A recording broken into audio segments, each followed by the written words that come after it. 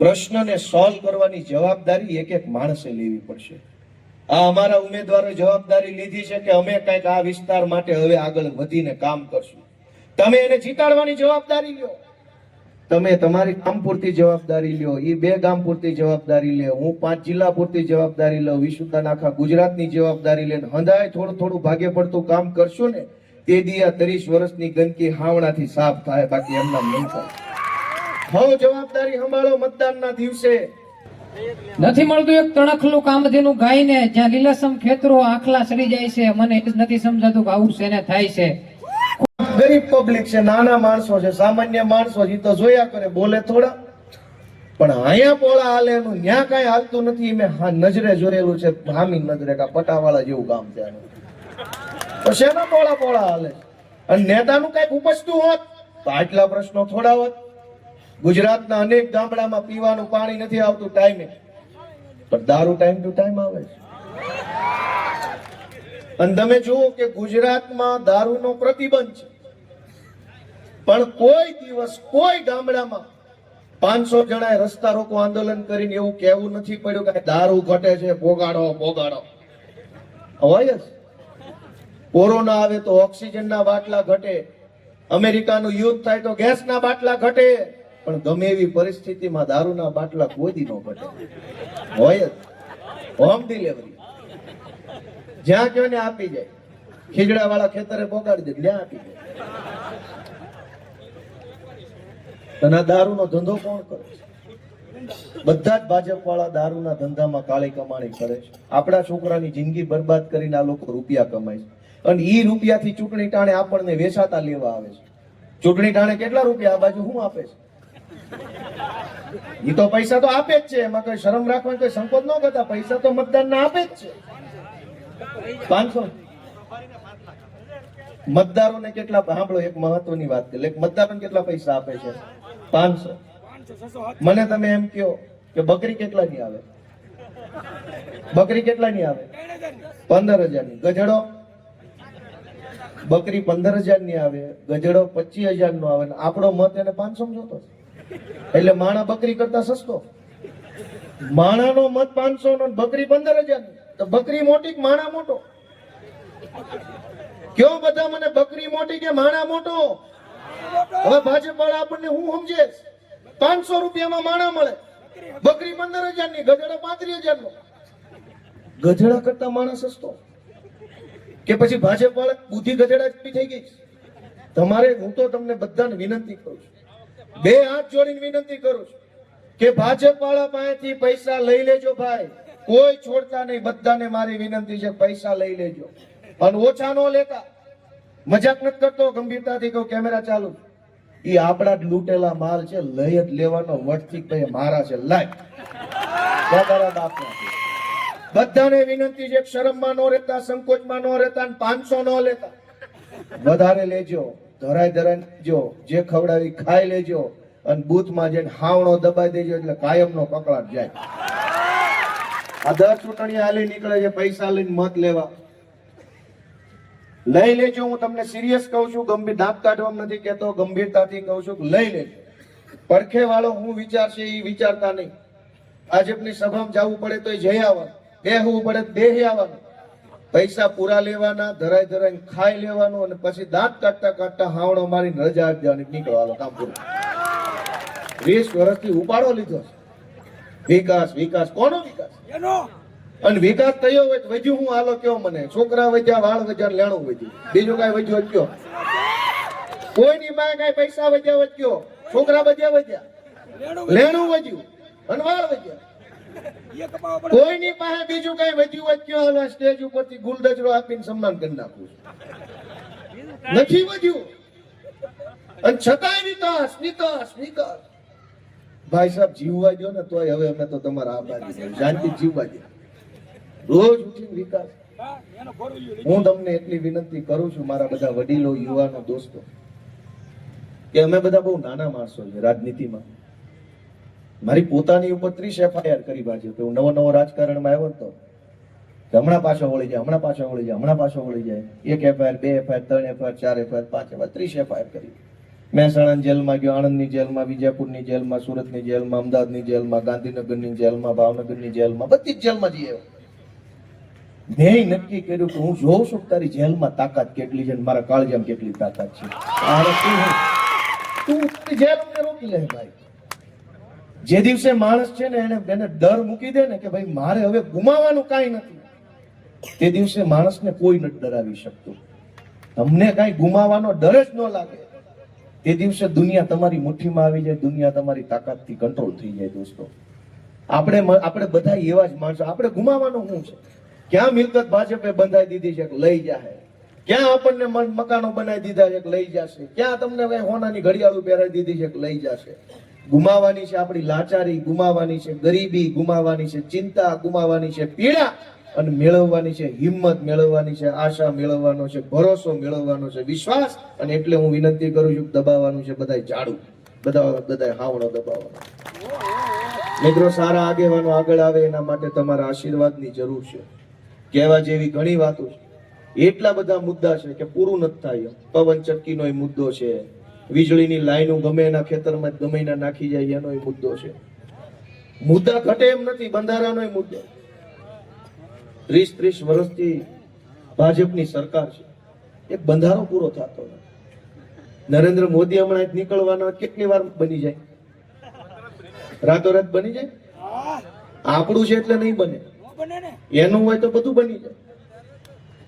એટલે ઘણું કહેવા જેવું ઘણું છે, પણ હવે કહેવું નથી. રામ રામ. કહેવા જેવું ઘણું છે પણ કહેવું નથી. સમજવા જેવી બહુ વાત ટૂંકી છે કે અમે ગુજરાતમાં એક નવો બદલાવ આવે, સામાન્ય માણસના જીવનમાં પરિવર્તન આવે, માણસ સ્વાભિમાનથી જીવી શકે, આત્મસન્માનથી માણસ આગળ વધી શકે, એવી વ્યવસ્થા ઊભી કરવા માટેનો સંકલ્પ લઈને અમે આમ આદમી પાર્ટી લઈને તમારી વચ્ચે આવ્યા છે. તમને એમ લાગે કે આ તમારા છોકરાઓને એક કાપવા જેવી છે તો કોઈ વાત નહીં, વિવાદ નહીં, હાવણા સિવાય કોઈ વાત નહીં, એવી રીતે જાળી દબાવી દીધું છે. અને છેલ્લે વિધાનસભાની 2-3 વાત કહેતો જાઉં. વિસાવદર અને ભેસાણના લોકોએ મને ધારાસભ્ય બનાવ્યો અને એટલે મને વિધાનસભાની અંદર બેસવાની તક મળી. અમતા તો આ ગેટે નો ઉભા રહેવા દે, કૂતરા મૂકેલા હોય, કૂતરાથી સાવધાન. કયા અંદરના બાજના? જ્યાં ગેટે લખ્યું ભાજપના નેતાના ગેટે કૂતરાથી સાવધાન, એટલે કયો કૂતરો? અમે તો સાવધાન જ છીએ. કૂતરો કયો હોય બહાર દેખાય? વિધાનસભામાં હું ગયો, મેં ત્યાં એક પ્રશ્ન પૂછ્યો લેખિતમાં. સરકારના મંત્રીએ મને લેખિતમાં જવાબ આપ્યો. મેં એમ પ્રશ્ન પૂછ્યો કે આખા ગુજરાતમાં ભાજપની સરકાર એમ કહે છે કે અમે ગરીબોને મફત અનાજ આપીએ છીએ, તો તમે આ અનાજ લ્યો છો ક્યાંથી? તમે કઈ વાડીએ જતા નથી, તમે કઈ ખેતરો વાવતા નથી, તમે ઘઉં પકવતા નથી, તો તમે ગરીબોને જે ઘઉં આપો છો એ ઘઉં કઈ દુકાનેથી કેટલા રૂપિયાના ખરીદ્યા છે? આવું મેં લેખિતમાં પૂછ્યું. બીજો પ્રશ્ન એ પૂછ્યો કે તમે જે ઘઉં ખરીદી કરી, એ ખરીદેલા ઘઉં ગામડે ગામડે સુધી પહોંચાડવા માટેનો કેટલા રૂપિયાનો ખર્ચો કર્યો? અને ગામડે ગામડે ઘઉં પહોંચ્યા પછી જે માણસને તમારે આપવાના છે, કૂપન ધારકને, એના સુધી પહોંચાડવા માટેનો કેટલો ખર્ચો કર્યો? આ પ્રશ્ન મેં લેખિતમાં વિધાનસભાને પૂછ્યો. હવે ધ્યાનથી સાંભળજો. સરકારે મને લેખિતમાં જવાબ આપ્યો, મંત્રીએ, કે 5 કરોડના ઘઉંની ખરીદી કરી ગરીબોને આપવા માટે. ઈ ખરીદેલા ઘઉં ગામડે ગામડે પહોંચાડવાનો ખર્ચો થયો 102 કરોડ અને એનો વિતરણ કરવાનો ખર્ચો થયો 97 કરોડ. 12 હાથનું શીપડું, 52 હાથનું બી. 5 કરોડના ઘઉં, એને વિતરણ કરવાનો ખર્ચો 200 કરોડ. હોય કોઈ દી આવું? કિલો ખાંડ લ્યો 35 રૂપિયાની અને લઈને ઘરે પહોંચાડવાનો ખર્ચો 135. આવું હોય? મને આ વસ્તુ લેખિતમાં આપી છે, લેખિતમાં મંત્રીએ સહી સાથે. આ કેમેરામાં કહું છું, કોઈ હોય તો કહી દે ભાજપ વાળો કે આ વાત ખોટી છે, તો હામો બેસી જાવ ખુરશી પર. તો તમે મને એમ કહો કે કોનો લાભ માટે આ હાલે છે? આ બધું આ કોને? ગરીબો માટે હાલે છે કે વચેટિયાઓ માટે હાલે છે? 5 કરોડના ઘઉં અને 200 કરોડનો ખપ ભાડ્યું જ ક્યાંય આવું કોઈ દિવસ? અને બીજો મુદ્દો, કે વિધાનસભાની માલિપા મેં સરકારને પ્રશ્ન પૂછ્યો કે ગુજરાતના અનેક ગામડાઓમાં એવા ગરીબ પરિવારો છે કે જેની પાસે રહેવાનું મકાનની સગવડ નથી, બહુ ગરીબ છે, એટલે એ ગામની સરકારી ગૌચરમાં કે પડતરમાં કે ખરાબાની જમીનમાં વર્ષોથી મકાન કાચું હોય, અડધું પાકું અડધું કાચું હોય, કે હાવ પાકું હોય, કે પતરાનું હોય, તાડપત્રીનું હોય. ગુજરાત આખાના ગામડાઓમાં અનેક વ્યક્તિઓ, અનેક ગરીબો એવા છે જે સરકારી જમીન પર રહેવા માટે મજબૂર બન્યા છે. એને દર ચૂંટણીએ ગામના ભાજપ વાળા દબાવે છે કે તારું મકાન ગેરકાયદેસરનું છે, ભાજપને મત નહીં આપતો તોડાઈ નાખે. એટલે ગામો ગામ એવા લોકો દર ચૂંટણીએ જાગતા હોવું પડે છે, હેરાન થાય છે. પરિવારના બૈરા છોકરા હોય તે ઉજાગરા કરવા પડે છે કે હારું શું થશે શું થશે. મેં એવો સરકારને પ્રશ્ન પૂછ્યો કે ભાવનગર જિલ્લામાં, કેમ કે હું ભાવનગરનો છું, લેખિતમાં પૂછ્યું કે ભાવનગર જિલ્લાના તમામ તાલુકાના તમામ ગામમાં કેટલા લોકો સરકારી જમીન પર મકાન બનાવીને રહે છે. ગુજરાતની ભાજપની સરકારે મને એવો લેખિત જવાબ આપ્યો કે ભાવનગર આખા જિલ્લાના કોઈ પણ તાલુકાના એક પણ ગામમાં કોઈ પણ માણસ સરકારી જમીનમાં નથી રહેતો, બધાને ઘરના બંગલા છે. લેખિતમાં આપ્યું છે, મારી પાસે લેખિત છે. કોઈ ભાજપ વાળા એમ કે ગોપાલ ખોટું બોલે છે, બે જાવ હામો મોરે મોરો કરી નાખવાનો થાય છે. મને લેખિતમાં એમ આપ્યું કે ભાવનગર જિલ્લાના એક પણ ગામમાં કોઈ માણસ સરકારી જમીન ઉપર રહેવાનો નથી, કેમ કે હવને ઘરના બંગલા છે. વિઠ્ઠલપુરમાં આવું છે, એ લોકો રહે છે મજબૂરીમાં, કેમ કે ઘરનું મકાન નથી.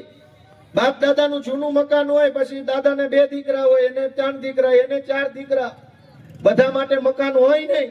તો કેટલાક લોકોએ લાચારીમાં ગામની બહાર ઝૂંપડું બનાવવું પડે, અને એનો લાભ દર ચૂંટણીમાં ભાજપ વાળા લઈ જાય. ઈ પ્રશ્નનો સરકારે જવાબ આપ્યો કે કોઈ ઝૂંપડામાં રહેતું નથી, હવના બંગલા બંધાઈ ગયા. મોદીજીના રાજમાં હવ લીલા લહેર કરે. હવે તમે જો લીલા લહેર કરતા હોય તો દઈ દેજો મત ભાજપને, અને બંગલા ન બન્યા હોય તો દઈ દેજો ખાવડાને મત. એવી વિનંતી આખા ગામને કરું છું. ખૂબ લાંબી વાત થઈ ગઈ છે, પણ ટૂંકી અને સમજવા જેવી એટલી જ વાત છે કે જુવાનિયા જવાબદારી લ્યો બાપા. પ્રશ્ન છે એ કકડાટ કરવાથી કઈ મુદ્દો નથી. પ્રશ્નને સોલ્વ કરવાની જવાબદારી એક એક માણસે લેવી પડશે. આ અમારા ઉમેદવારોએ જવાબદારી લીધી છે કે અમે કંઈક આ વિસ્તાર માટે હવે આગળ વધીને કામ કરશું. તમે એને જીતાડવાની જવાબદારી લ્યો. તમે તમારી ગામ પૂરતી જવાબદારી લ્યો, એ 2 ગામ પૂરતી જવાબદારી લે, હું 5 જિલ્લા પૂરતી જવાબદારી લઉં, વિશુદ્ધાન આખા ગુજરાતની જવાબદારી લે. હંધાય થોડું થોડું ભાગે પડતું કામ કરશું ને, તે દી આ 30 વર્ષની ગંદકી હાવણાથી સાફ થાય, બાકી એમના નહીં થાય. હવે જવાબદારી સંભાળો મતદાનના દિવસે, અને આપણો એક મત આપી દીધો ને કામ પૂરું થયું એમ નહીં. છાનામાના ખાનગીમાં કોઈને ખબર ન પડે એમ 10 મત આપણે આપણા કુટુંબ પરિવાર હગાવાલાના આમ આદમી પાર્ટીમાં હાવડામાં નખાવવા પડશે દોસ્તો. કેમ કે ભાજપ વાળા ચોરીથી મત નખાવે છે, આપણે તો સાચા મત નખાવાના. અને એટલે તમે બધાય આ વિસ્તારના અમારા બધાય ઉમેદવારોને તમે ઓળખો જ છો, બધાને આપણા ગામના જ છે, બધા અડકે પડકે. એ બધાને આશીર્વાદ આપો, સાવરણાના નિશાન ઉપર મત આપો, અમને એક તક આપો. યુવાન ભણેલ ગણેલ માણસો આવે તો કેવું કામ થાય એનો તમે તે 1.5 વર્ષ ખતરો કર્યો. 27માં પાછી ચૂંટણી છે, અમને મત દેવો, ભાજપ વાળાને તડાક સુધરવો છે, 2-2.5 વર્ષ એને સુધરવાની તક મળશે, અને અમને 2.5 વર્ષ કામ કરવાની તક મળશે. તો તમને 27માં ખબર પડે કે હવે 2 માં કયો લાવવો. 2 ના ખતરા થઈ જાય. એટલે હું આવા વિશ્વાસ સાથે મારી વાત પૂરી કરું છું. આટલા બધા જણાએ આટલી ધીરજ ગંભીરતાથી મારી વાત સાંભળી, મારા માટે બહુ ગર્વની બાબત છે કે અમને તમે સાંભળ્યા. અત્યારે કોઈ કોઈનું સાંભળે નહીં એવો જમાનો છે, અને એમાંય તમે મારી વાત સાંભળી એટલે હું તમારા બધાનો ખૂબ ખૂબ આભાર વ્યક્ત કરું છું. ભારત માતા કી જય! જવાન જય! જવાન! ખૂબ ખૂબ આભાર.